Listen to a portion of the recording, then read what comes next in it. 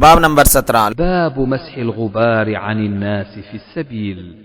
لوگوں سے اللہ کے راستے میں پڑنے والا غبار صاف کرنا۔ حدیث نمبر 2812۔ حدثنا إبراهيم بن موسى أخبرنا عبد الوهاب حدثنا خالد عن عكرمة أن ابن عباس قال له ولعلي بن عبد الله ائتيا أبا سعيد فاسمعا من حديثه، فأتيناه وهو وأخوه في حائط لهما يسقيانه، فلما رآنا جاء فاحتبى وجلس فقال: كنا ننقل لبن المسجد لبنة لبنة، وكان عمار ينقل لبنتين لبنتين، فمر به النبي صلى الله عليه وسلم ومسح عن رأسه الغبار وقال: ويح عمار تقتله الفئة الباغية، عمار يدعوهم إلى الله ويدعونه إلى النار۔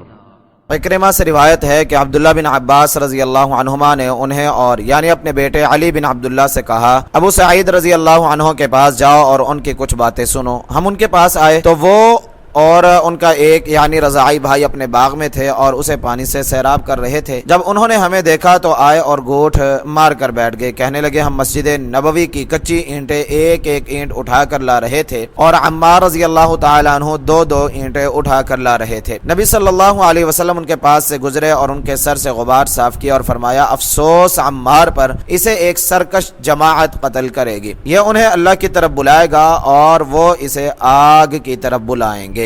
فائدہ: اس حدیث کی مفصل شرح حدیث نمبر 447 میں گزر چکی ہے۔ اس باب اور اس کے بعد والے باب کا مقصد یہ ہے کہ غبار فی سبیل اللہ کی فضیلت کا یہ مطلب نہیں کہ اسے باقی رکھا جائے، بلکہ اسے صاف کرنے اور غسل کر کے دور کرنے میں کوئی حرج نہیں، کیونکہ نظافت انسان کی فطرت اور رسول اللہ صلی اللہ علیہ وسلم کی سنت ہے۔ نوٹ: یہ حدیث نمبر 447 میں گزر چکی ہے، وہاں اس کی شرح کے فائدہ نمبر 4 میں محترم حافظ عبدالسلام بن محمد رحمہ اللہ نے لکھا ہے، اس حدیث سے علی رضی اللہ عنہ کا خلیفہ برحق ہونا اور معاویہ رضی اللہ عنہ اور ان کی جماعت کا فیعہ باغیہ ہونا ثابت ہوتا ہے۔ محترم حافظ صاحب کی زندگی میں اس موقف کے متعلق الشیخ عتیق الرحمن علوی صاحب اور دیگر چند علماء کرام نے حافظ صاحب کے سامنے اپنے چند ایک ملاحظات اور اپنے موقف کے حق میں دلائل پیش کیے اور ثابت کیا کہ فیعہ باغیہ سے مراد معاویہ رضی اللہ عنہ اور ان کی جماعت ہرگز نہیں ہے، بلکہ اس سے مراد خوارج ہیں، اور انہوں نے اس موقف پر نظر ثانی کی درخواست کی تو محترم حافظ صاحب نے ان کے موقف کو درست سمجھا اور ان سے ان دلائل کو تحریری شکل میں لکھنے کو کہا تاکہ حدیث نمبر 447 کی شرح میں بیان کیے جانے والے موقف سے رجوع کرتے ہوئے اس مضمون کو حدیث نمبر 2812 کی شرح میں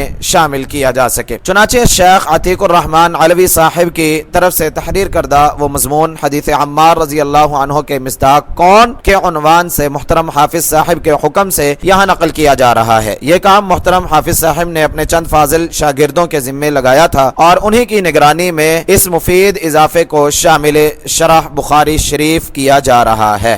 ادارہ حدیث عمار رضی اللہ عنہ کے مصداق کون؟ عکرمہ کہتے ہیں کہ عبداللہ بن عباس رضی اللہ عنہما نے ان سے اور یعنی اپنے بیٹے علی بن عبداللہ سے فرمایا کہ تم دونوں ابو سعید خدری رضی اللہ عنہ کی خدمت میں جاؤ اور ان سے حدیث نبوی سنو۔ آپ صلی اللہ علیہ وسلم نے فرمایا: افسوس عمار کو ایک باغی جماعت قتل کرے گی، یہ تو انہیں اللہ کی یعنی اطاعت کی طرف دعوت دے رہا ہوگا لیکن وہ اسے جہنم کی طرف بلا رہے ہوں گے۔ صحیح بخاری حدیث نمبر 2812۔ بعض لوگ اس مذکورہ بالا روایت کو بنیاد بنا کر معاویہ رضی اللہ عنہ اور ان کے مخلص ساتھی صحابہ کرام رضی اللہ عنہم کو باغی اور جہنمی ثابت کرنے کی کوشش کرتے ہیں کہ عمار بن یاسر رضی اللہ عنہما علی رضی اللہ عنہ کے گروہ میں تھے اور انہیں شہید کرنے والا گروہ معاویہ رضی اللہ عنہ کا تھا، جبکہ یہ استدلال قطعاً درست نہیں ہے۔ دیگر دلائل کی روشنی میں یہ بات واضح ہوتی ہے کہ اس باغی گروہ سے مراد معاویہ رضی اللہ تعالیٰ عنہ کا گروہ نہیں بلکہ خوارج کا گروہ ہے، جس کی وضاحت آگے آ رہی ہے۔ حدیث میں واضح لفظ باغی گروہ موجود ہے، یعنی وہ گروہ قتل عمار کے بعد باغی نہیں کہلائے گا بلکہ پہلے سے باغی ہوگا، جیسا کہ حدیث میں ہے کہ وہ باغی گروہ جہنم کی طرف بلا رہا ہوگا اور عمار رضی اللہ عنہ انہیں جنت کی طرف بلا رہے ہوں گے۔ اس کا مطلب وہ گروہ پہلے سے باغی ہوگا اور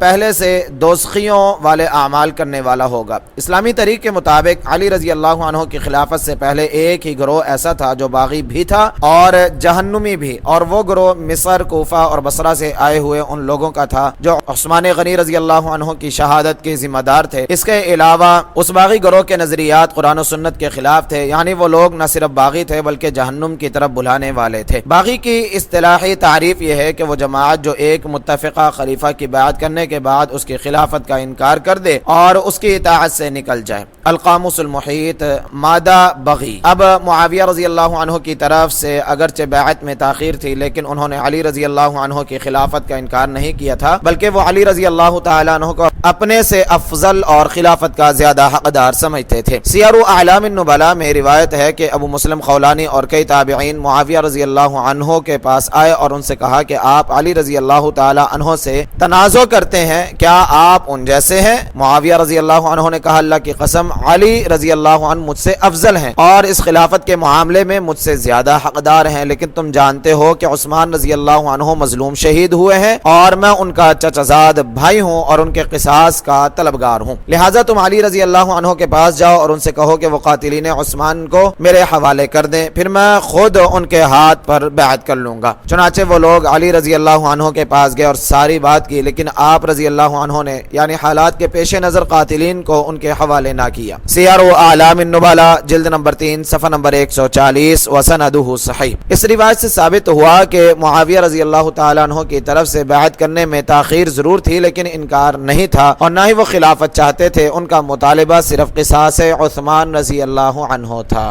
حدیث عمار رضی اللہ عنہ کے متعلق صحابہ کا فہم۔ مستدرک حاکم میں بخاری کی یہی روایت حدیث نمبر 2812 مزید تفصیل کے ساتھ ہے، جس سے بات مزید واضح ہو جاتی ہے کہ باغی اصل میں خوارج ہی تھے۔ عکرمہ فرماتے ہیں کہ عبداللہ بن عباس رضی اللہ عنہما نے مجھے اور اپنے بیٹے علی کو ابو سعید خدری رضی اللہ عنہ کی طرف بھیجا اور کہا کہ ان کے پاس جاؤ اور ان سے خوارج کے متعلق حدیث سن کر آؤ۔ ہم دونوں چل دیے۔ ابو سعید رضی اللہ تعالیٰ عنہ اپنے باغ میں کام کر رہے تھے، جب انہوں نے ہمیں دیکھا تو اپنی چادر درست کر کے ہم سے باتیں کرنے لگے، حتیٰ کہ مسجد نبوی کے متعلق بات چل نکلی۔ وہ کہنے لگے ہم ایک ایک اینٹ اٹھا رہے تھے جبکہ عمار رضی اللہ عنہ دو دو اینٹیں اٹھا رہے تھے۔ جب رسول اللہ صلی اللہ علیہ وسلم نے انہیں دیکھا تو آپ نے فرمایا اے عمار، اپنے ساتھیوں کی طرح تم بھی ایک ایک اینٹ کیوں نہیں اٹھا رہے؟ عمار رضی اللہ تعالیٰ عنہ نے کہا میں اللہ کے ہاں اجر کا طلبگار ہوں۔ ابو سعید خدری رضی اللہ تعالیٰ عنہ فرماتے ہیں پھر آپ صلی اللہ علیہ وسلم نے ان کے سر سے غبار کو صاف کرتے ہوئے فرمایا افسوس عمار کو ایک باغی جماعت قتل کرے گی۔ مستدرک حاکم حدیث نمبر 2653۔ اب اس روایت سے یہ بات بالکل واضح ہے کہ ابو سعید خدری رضی اللہ تعالیٰ عنہ جو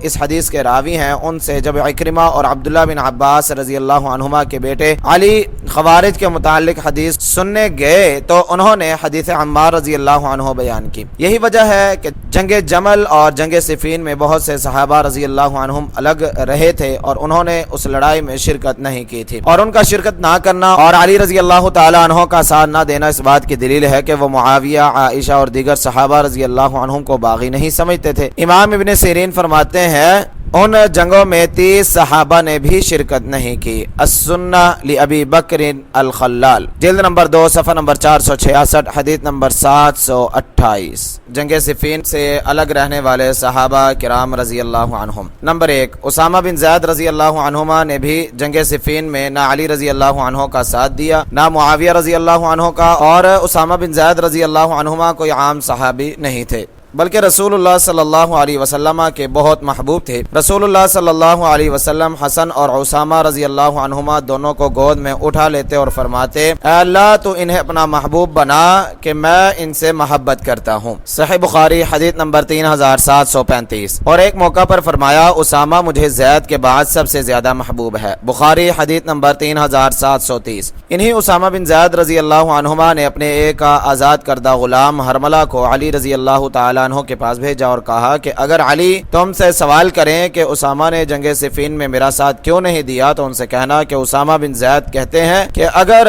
آپ یعنی علی رضی اللہ عنہ شیر کے منہ میں بھی ہوں تب بھی میں آپ کے ساتھ رہنا پسند کروں گا، لیکن یہ جنگ یعنی صحابہ کی آپس کی جنگ ہے اس لیے میرے نزدیک صحیح نہیں۔ صحیح بخاری حدیث نمبر 7110۔ نمبر 2 سیدنا ابو ہریرہ رضی اللہ تعالیٰ عنہ بھی ان صحابہ میں شامل تھے جنہوں نے جنگ صفین میں کسی گروہ کا ساتھ نہیں دیا تھا۔ تھا۔ اس کی وجہ یہ تھی کہ ان کے سامنے رسول اللہ صلی اللہ علیہ وسلم کی نصیحت موجود تھی۔ رسول اللہ صلی اللہ علیہ وسلم نے فرمایا فتنوں کا دور جب آئے گا تو اس میں بیٹھ رہنے والا کھڑے سے بہتر ہوگا، کھڑا رہنے والا چلنے والے سے بہتر ہوگا، اور چلنے والا دوڑنے والے سے بہتر ہوگا۔ جو اس میں جھانکے گا فتنہ اسے بھی اچک لے گا، اور اس وقت جسے جہاں بھی پناہ مل جائے بس وہیں پناہ پکڑ لے۔ صحیح بخاری حدیث نمبر 3601۔ یہ حدیث ابو ہریرہ رضی اللہ تعالیٰ عنہ کے علم میں تھی کہ فتنوں کے دور میں خود کو اس سے دور رکھنا ہے، اس لیے ابو ہریرہ رضی اللہ تعالیٰ عنہ نے اس جنگ میں کسی بھی گروہ کا ساتھ نہیں دیا تھا۔ اگر معاویہ رضی اللہ تعالیٰ عنہ کا گروہ باغی ہوتا تو رسول اللہ صلی اللہ علیہ وسلم کبھی بھی اس طرح جنگ سے دور رہنے کا حکم نہ دیتے، کیونکہ باغی کے خلاف تو لڑنے کا حکم ہے۔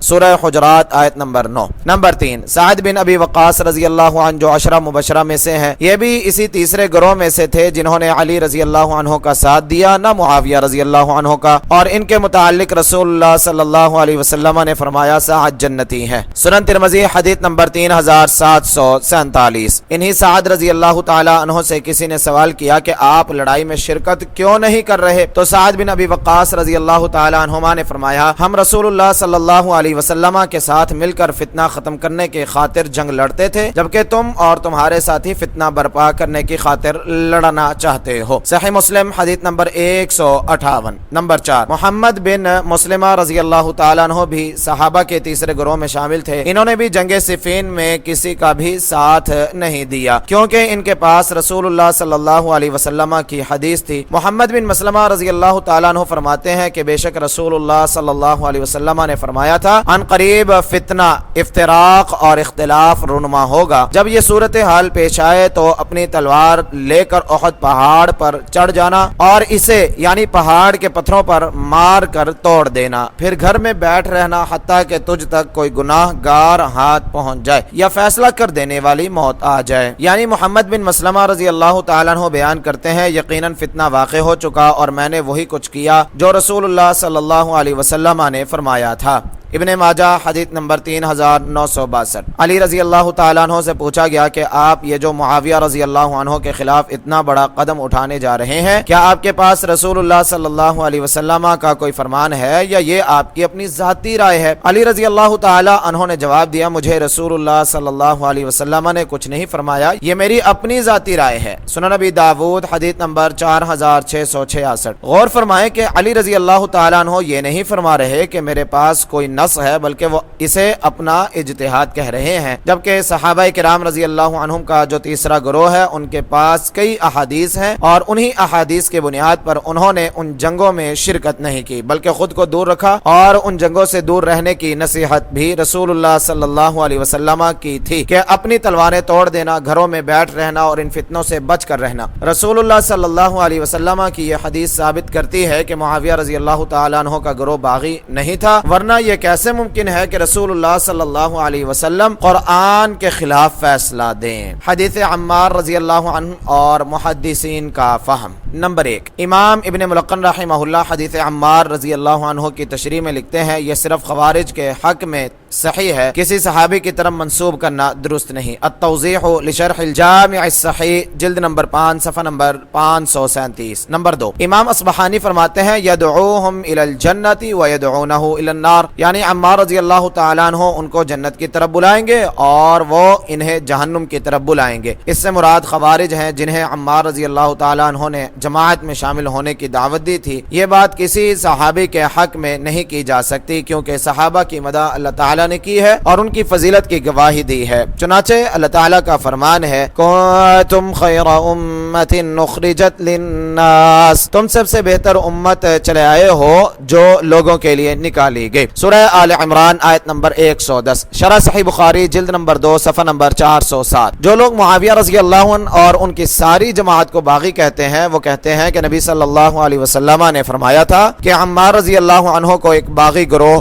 قتل کرے گا، یعنی وہ جملہ انشائیہ کا استعمال کرتے ہیں کہ جو عمار رضی اللہ تعالیٰ عنہ کو قتل کرے گا وہ باغی گروہ کہلائے گا، جبکہ اس روایت کا ظاہر یہ بتا رہا ہے کہ نبی صلی اللہ علیہ وسلم خبر دے رہے ہیں کہ باغی گروہ قتل کرے گا، یعنی جو پہلے سے باغی ہوگا وہ قتل کرے گا۔ باغی ہونے کی وجہ قتل عمار نہیں بلکہ قتل ہی باغی گروہ کرے گا۔ نبی صلی اللہ علیہ وسلم نے اس کی خبر دی، وَيْحَ عَمَّارٍ تَقْتُلُهُ الْفِئَةُ الْبَاغِيَةُ، اے عمار تجھے ایک باغی گروہ قتل کرے گا۔ یہ خبر ہے انشاء نہیں، یعنی نبی صلی اللہ علیہ وسلم نے خبر دی تو یہ جملہ خبریہ ہوا۔ اب یہ باغی گروہ کون تھا جس کے بارے میں نبی صلی اللہ علیہ وسلم نے خبر دی؟ تو لفظ الفئۃ الباغیہ کو ہم فرمان رسول صلی اللہ علیہ وسلم میں تلاش کرتے ہیں۔ ابو سعید خدری رضی اللہ تعالی عنہ سے روایت ہے، انہوں نے کہا ایک دفعہ ہم رسول اللہ صلی اللہ علیہ وسلم کے پاس موجود تھے اور آپ یعنی حنین کی غنیمت تقسیم کر رہے تھے۔ اتنے میں آپ کے پاس ذوالخویصرہ آیا